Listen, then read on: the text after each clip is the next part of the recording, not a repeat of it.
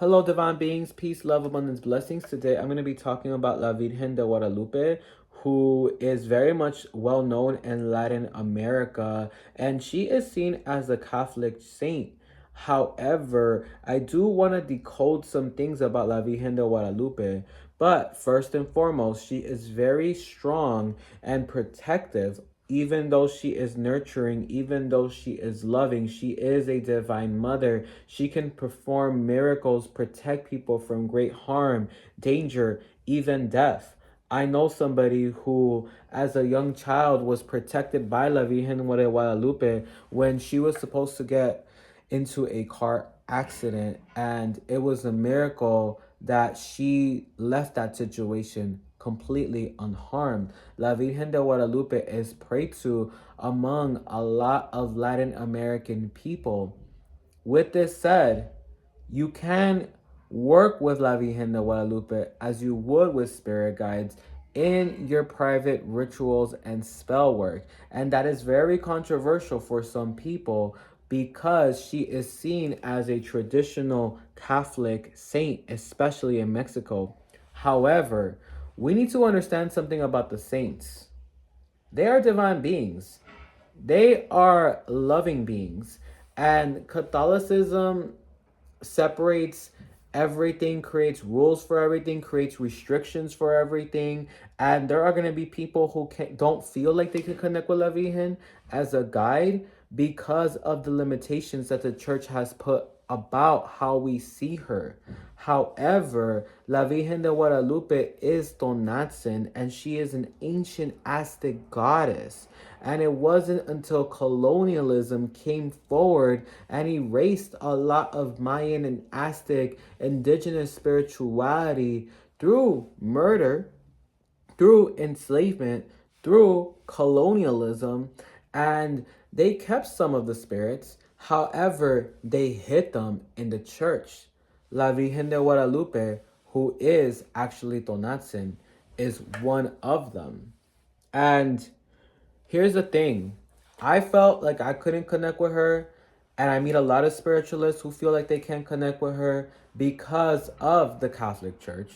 And this even goes into connecting with some saints. We feel like we can't connect with them, especially when we came from any type of Catholic upbringing, because now we're in the occult, now we're in spirituality, now we're in espiritismo and spiritism and brujeria and spell work.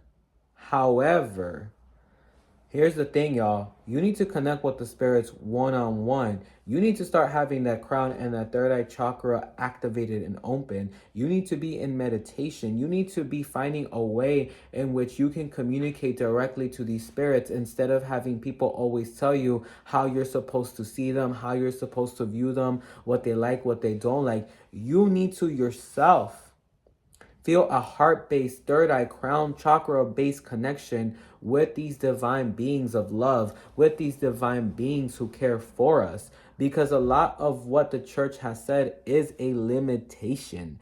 And La Virgen de Guadalupe is Tonatzin. Some people don't even want her imagery around, especially people who are very connected to ancient Aztec, traditional Aztec spirituality. However, I have had to learn to find my own peace in the situation to understand that she's around, and maybe her image is shown in one way, but this is when we look beyond the image. This happens a lot in other paths of spirituality. For example, in the 21 divisions, a lot of the mysteries, the Loa, are hidden through saints because of the Catholic Church's forceful abduction of indigenous spirituality. Tonatzin is very powerful and can bust miracles, which I've said can perform healing acts as well. So now I want to get to this conversation. How do you work with Tonatzin? What type of rituals can you do with Tonatzin or La Virgen de Guadalupe? First and foremost, there are a lot of Virgens out there in the world. There's also the Black Madonna, there's the Virgin Mary, and they're all different. And I don't even like the word virgin with them because they're all mothers. And they're all different aspects of the mother. And in every spiritual culture, in every spiritual path, you have different mothers. You have Kuan Yin in Chinese mythology. You have Tonatzin. You have Mami Wata. You have Yamaya. You have the Virgin Mary. And I'm just going to call her Mother Mary because I'm not with all this virgin stuff, yo. They're mothers. And when you're working with Guadalupe or Tonatzin, you're very much connecting with a divine mother energy. So you're not necessarily going to go up to Guadalupe and pray for things that don't feel like they're coming from a genuine place, that they're coming from the heart. And you're not going to call upon Guadalupe. I don't know if y'all noticed the light just got brighter as I'm talking, to banish enemies or do anything like that. Guadalupe doesn't hear prayers from the mind, she hears prayers from the heart. If you're going through legal matters where your wellness is involved, where perhaps the wellness of family members are involved, you pray to Guadalupe. You light candles to Guadalupe. If you want to do some type of heart healing, some type of heart opening, if you feel a lot of emotional pain, sadness, and grief, you can light candles to open your heart, to clear your energy to Guadalupe. If you are trying to make sure that a child is going to be born okay, that a mother is going to be able to deliver okay, you pray to Guadalupe. Now, here's another thing. If somebody is sending you evil eye or black magic, you pray to Guadalupe, because she is the divine mother and she will cloak you and she will protect you from a lot. You can pray to her for abundance, but it has to come from a heart-based space, meaning that I pray for the abundance to make sure that I'm taken care of, that all is well, that my family is taken care of as well. You can pray for a new home. But again, it has to be from a heart-based place. It can't be like, oh, I want to just be bougie and live good and do this and do that. And don't get me wrong, there are spirits you could work for where you can do all that. But Guadalupe is a mother, so you need to come like with honesty. You need to come with heart-based healing. You need to come with knowing yourself when you're connecting with her, and she will perform miracles. Having a connection with her, she helps you with things you don't even know you need. She helps you with things you don't even see coming. And she sees what's in your heart, not what's in your mind. So sometimes, we manifest from desire. And I know some spiritual paths will say desire is wrong. You know me. This life is a canvas. It's for you to fill. However, Guadalupe can bring in whatever she feels like you really are truly in need of. So this again feels like heart-based things. I'm in need of money to support somebody. I'm in need of money to make sure that I'm taken care of, that all is well. It has to come more so from that space. And you obviously wouldn't say I'm in need. You would say like, I'm calling in abundance through you, Guadalupe, or I pray to you for abundance. I pray for peace. I pray for joy. And I know that prayer is another thing where in spirituality, it can be kind of like, it depends on where you're coming from. Like I was the black sheep. I grew up in a religious household. I was like, prayer for what? Prayer is affirmations, y'all. Prayer is an activation. Prayer is spell work through the throat chakra. Words are being spelled out, and that's what we call spells. So when you're praying, you're activating. All right? She works really good with rose herb because roses are like heart-based. They're very much about love. She works very good with rosemary herbs because rosemaries are about mental clarity as well as just upliftment, energy cleansing. If you do any cleanses for yourself, like let's say you're doing an egg cleanse, like a Mexican egg cleanse, if y'all should know what that is. If y'all don't, a Mexican egg cleanse is like, let's say like this pirate was an egg. I go around it over my body and I just call in the banishment of any negative energies. And from there, I crack it and I just flush it. You can do that. You can have flowers around you, and you can even do like a flower bath, like a dry flower bath through it to clear your energy, or even to call in an energy. Let's say like you're going on a date. Yo, or you're going on a work interview and you just ask Guadalupe to ensure that your work interview goes well. For offerings, because that does matter.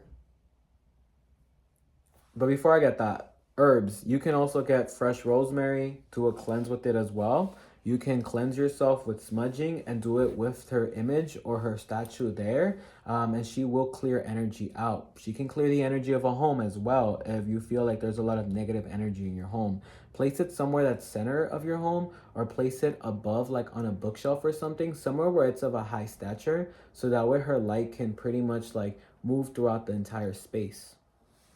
All right. So for offerings, because yes, y'all, spirits take offerings, and I feel like the Catholic spirits, even though Tonatzin is Aztec, but right now she is depicted as a Catholic spirit by and large in society. Here's the thing with Catholic spirits.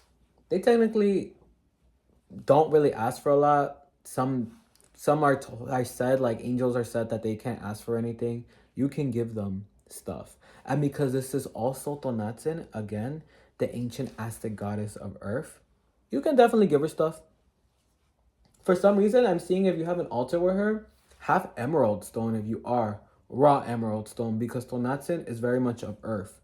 And all that polishing stuff, it ain't for her. So you can have raw emerald stone to help with heart openings, heart clearances as well. You can give her offerings of coffee. Have plants by her space, flowers by her space. She likes a lot of earth elements, and she uses that to cleanse you and support you too. I'm even seeing a snake plant. Like you can have plants near her. I'm seeing coffee. She loves coffee offerings. She loves anything that is like bread, pastries, sweets, but I'm seeing more earthly things. Yes, candy always works too, but I'm seeing earthly things. I'm seeing like fruit, apples, mangoes, peaches, things of that sort. And I'm not seeing her being a very demanding spirit when it comes to offerings. When I work with her, she's pretty like chill with things. But you know, make sure that you give. I know there's some spirits that are very specific, and there are some spirits that are very demanding of what they want, and it just be like that. But Guadalupe is more laid back, so long as you're giving from a space where it's very much with gratitude, it's very much with love, you can very much see some changes, some openings as well. So that's a little bit of Guadalupe. Again, she's very versatile. She is a spiritual mother. Spiritual mothers can give a lot of protection, a lot of wellness, a lot of healing from illnesses, from emotional blocks, from black magic, from brujeria, from stuff like that. But she can also be used to call in any type of abundance for you, for your family, for loved ones. So long, again, if it's from the heart and not from ego. If you have any questions about Guadalupe, please let me know as well in the comments below.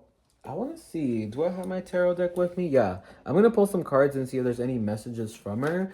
But yeah, if y'all have any questions, please let me know. If I get any channeled rituals for future videos on Guadalupe rituals to do, I absolutely will do that. I'm going to pull 3 cards and see what messages Guadalupe might have for everybody, what Tonatzin might have for everybody. And yes, I use her name interchangeably. I know some people get mad on both sides. People who see her, again, strictly as a Catholic spirit, and some who honor Tonatzin as an indigenous spirit. And for me, making peace with the church was difficult. I'm not going to lie, but I've had to learn, like, those saints, those spirits in the church, they're very much real. And they're also guides. And there are sorcerers and witches and magicians and alchemists who work with them as well. So the cards that we have are the devil. She helps with like abusive relationships as well, of all kinds of work, of like even like let's say like a stalker, a past romance, like an abusive partner, a narcissist family member. She resolves issues, but she resolves them in a way where it ends the issue without needing to resort to conflict or violence. And you know, I'm not gonna lie, like Guadalupe sometimes clocks me for like wanting to be very like for being impatient, and sometimes wanting to be more of an aggressive, like problem solving kind of situation, you know. And she'd be like, yo, like not everything has to be a confrontation. confirmation right there. Sometimes things can very much be about just peace. Sometimes things can be very much about a peaceful solution. And Guadalupe will bring in solutions that you would have never seen coming. She can protect you from a lot of danger, so don't feel like her soft side or her nurturing abilities are all she is. She's a mother. Mothers will fight for whoever they see are as their children. The next card that we have is the Page of Swords. She's also very good for cutting cords. Again, protection, releasing, removal. Where there is injustice, she will bring justice through the form of love, through the form of peace. The next card that we have is the Three of Pentacles. For those of you who might even be struggling with fertility, I don't know why I'm getting this, like Guadalupe would be really good for procreating, for extending the family, for health and family. All right, I'm going to pull one last card and see what else might be coming up. The Eight of Swords. If you're going through a lot of like abuse, she'll really teach you how to love yourself. If you're going through a lot of gaslighting or opposition, she'll teach you how to show up for yourself. And it feels like from a place of love. The High Priestess, yeah, she about some rituals. She knows earth magic, herbs, herbalism as well. She wants me to show y'all a book real quick, so I'll end with that. And if I'm gonna show y'all as soon as I just like grab it because it's under here. But what I want to say real quick is that if y'all want a private reading with me, y'all can follow me on the about below or book with me on the about below. Follow me on social media on the about below. And yeah, thank y'all for tuning in. If y'all have any questions again, please feel free to ask me. I'm gonna move some books here because I actually have it stacked under to do this video or to have this video at an appropriate height. But here's the book. The Magical Encyclopedia of Herbs. Let me put it back here. And what I'm gonna do is I'm gonna tag the link to it below on this about. But yeah, she's really good at herbal magic and connecting with earth elements. And she's reminding me that all the herbs are spirits. So you're connecting with spirits when you're connecting with herbs, all right? Thank y'all for tuning in. My name is AstroPapi. I'll see y'all in the next video. Stay beautiful, stay abundant, stay great, y'all.